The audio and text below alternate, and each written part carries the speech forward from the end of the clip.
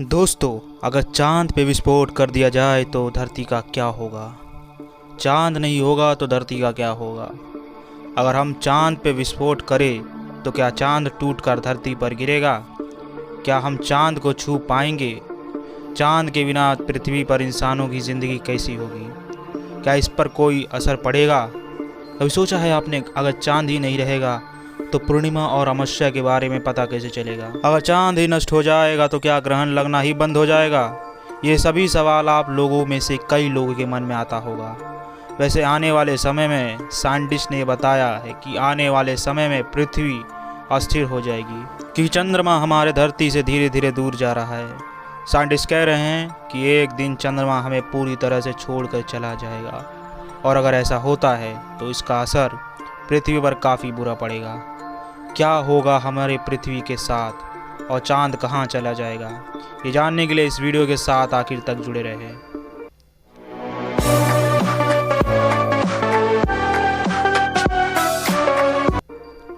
Hello friends, मैं सौरव शुक्ला आपके अपने यूट्यूब चैनल अल्ट्रा जी के स्टडी में स्वागत करता हूं। दोस्तों, वैसे आपको बता दें कि एक रिपोर्ट के मुताबिक चांद पर विस्फोट किया जा सकता है, लेकिन हमारे पृथ्वी पर मौजूद जितने भी परमाणु अस्त्र है उन सबको मिलाकर जो विस्फोट होगा वो चांद को नष्ट करने के लिए काफ़ी नहीं होगा। दोस्तों, अगर चांद को नष्ट करना है तो सभी शस्त्रों को मिलाकर जो विस्फोट होगा उसे कई लाख गुना ज़्यादा विस्फोट हमें चांद पे करना होगा, तब जाकर चांद टुकड़ों में टूट जाएगा। जी हाँ दोस्तों, अगर ये हो पाए तो चांद को नष्ट करना संभव है। ये तो रही चांद को नष्ट करना है या नहीं इसकी बात, लेकिन दोस्तों चांद को नष्ट तो कर दिया जाएगा, लेकिन कभी आपने सोचा है इसका परिणाम क्या होगा। नहीं ना, तो सुनिए। अगर चांद पर विस्फोट हुआ तो चांद कई टुकड़ों में बिखर जाएगा और चांद के छोटे छोटे टुकड़े हमारे धरती की परिक्रमा करने लगेंगे। जी हाँ दोस्तों, सही सुना आपने। अगर आपको लगता है कि ये टूट कर पृथ्वी पर गिर जाएगा तो ये कतई संभव नहीं होगा, कि पृथ्वी और चांद पर मौजूद गुरुत्वाकर्षण बल ऐसा होने नहीं देगा, जिसकी वजह से हमारे पास छोटे छोटे ही सही लेकिन कई चांद हो जाएंगे, और इनमें से कई बेहद ही छोटे छोटे टुकड़े पृथ्वी की तरफ आएंगे, जो पृथ्वी के लिए बेहद ही विनाशकारी साबित होंगे। साफ भाषा में कहे तो अगर आप चांद को नष्ट करेंगे तो ये आपके पास बदला लेने ज़रूर आएगा। इतना ही नहीं, चांद के टुकड़े अंतरिक्ष में मौजूद हमारे सैटेलाइट से भी टकरा सकते हैं, जिसके कारण इंटरनेट और दुनिया की कई सारी सर्विसेज ख़त्म हो सकती है। अगर चांद नहीं होगा तो आप चंद्र ग्रहण के बारे में कभी नहीं जान पाएंगे। जी हाँ, वही दोस्तों, चंद्र ग्रहण, जिसके मद्देनज़र कई ज्योतिष भविष्यवाणी करके अपनी दुकान चलाते हैं। खैर, चांद न होने पर समुद्र में मौजूद ज्वार भाटा की प्रक्रिया भी काफ़ी हद तक बंद हो जाएगी, जो काफ़ी हानिकारक साबित होएगी। ये सारी चीज़ें जो हमने आपको बताई है वो इस बात के आगे तो कुछ भी नहीं है जो हम आपको बताने जा रहे हैं।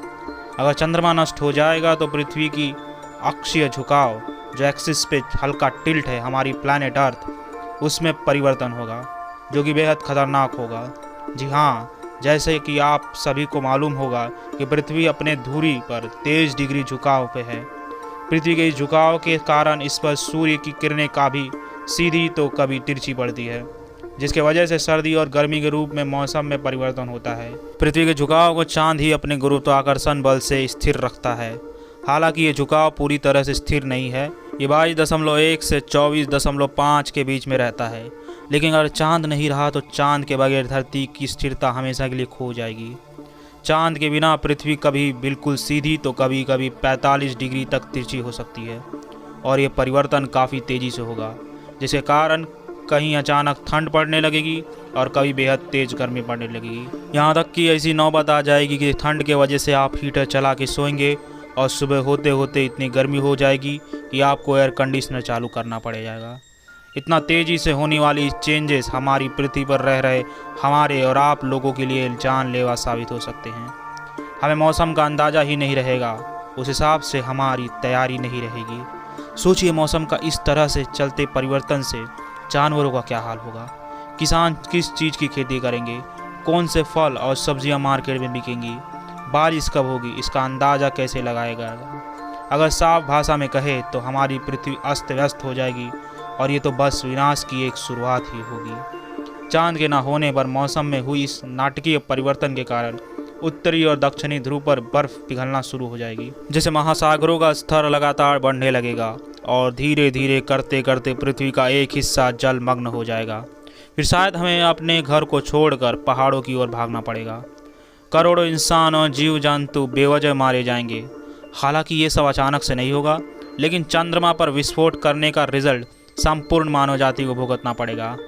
आपको बता दें कि कई सालों पहले रूस की अंतरिक्ष संस्था OKB ने दावा किया था कि वो अपने परमाणु परीक्षण चांद पर ही करेगा। रूस का कहना था कि उसने बहुत बड़े परमाणु बम बनाए हैं जिनका परीक्षण पृथ्वी पर करना यहाँ के मौसम के लिए बेहद ही खतरनाक है, इसलिए वो इन परीक्षणों को चांद पर करेगा।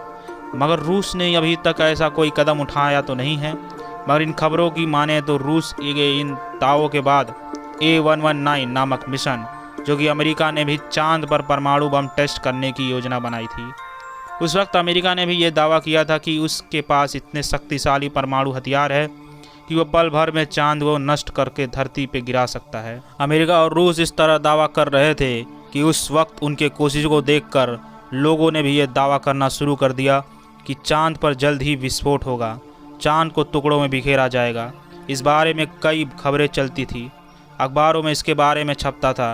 यही कारण था कि अमेरिका के प्रोजेक्ट A119 का उस वक्त काफ़ी ज़बरदस्त विरोध हुआ था। लोगों का ऐसा मानना था कि हम पृथ्वी को तो बर्बाद कर ही रहे हैं, लेकिन क्या अब इंसान चांद को भी नहीं बख्शेंगे।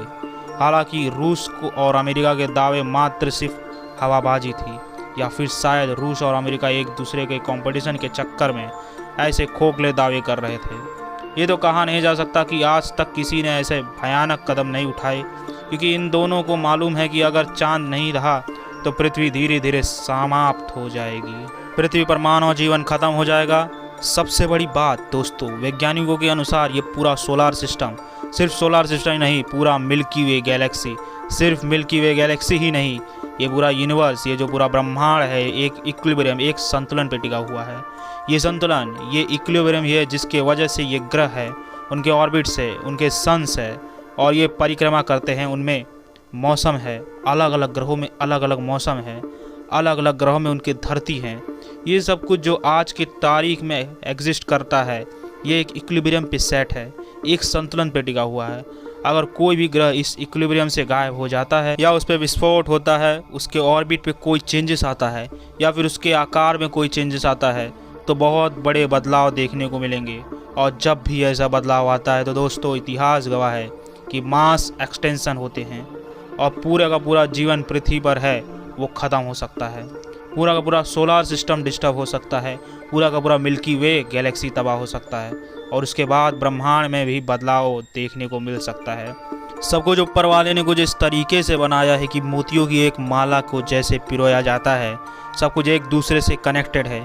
कहीं पे कभी कुछ भी हलचल होने से इस बड़े से अनंत सागर में, इस सेलेस्टियल बॉडी के अनंत महासागर में, जहाँ पे सारे ये ग्रह तैर रहे हैं, उसमें हलचल पैदा होती है, लहरें पैदा होती है, और हर एक लहर का असर पहले से जहाँ से शुरू होता है, जहाँ इम्पैक्ट होता है, वहाँ से आखिर तक ज़रूर जाता है। भले ही वो मैक्रोस्कोपिक तक जाए या माइक्रोस्कोपिक तक जाए, बड़े रूप में जाए या छोटे रूप में, लेकिन हलचल तरंग जो है वो पूरे ब्रह्मांड में तीर जाती है। अगर किसी सेलेस्टियल बॉडी, किसी आकाशीय पिंड को नुकसान पहुंचाया जाए, चाहे वो चांद हो या फिर शनि प्लूटो हो, उसका असर पृथ्वी पर पूरे ब्रह्मांड पर जरूर पड़ेगा। तो दोस्तों, बेहतर यही होगा कि चंद्रमा नष्ट ना हो, क्योंकि चंद्रमा सच में हमारे पृथ्वी के साथी की भूमिका निभाता है, और चंद्रमा पृथ्वी के सर्दी गर्मी के मौसम में संतुलन बनाए रखता है। इसलिए चांद का होना बेहद ही ज़रूरी है दोस्तों। उम्मीद है आपको आज का ये वीडियो पसंद आया होगा। अगर आपको हमारा ये वीडियो पसंद आए तो इस वीडियो को लाइक करें, ज़्यादा से ज़्यादा शेयर करें, और ऐसे ही नॉलेजेबल वीडियोस के लिए हमारे चैनल अल्ट्रा जी के स्टडी को सब्सक्राइब करें। तब तक के लिए बाय और हैव ए नाइस डे।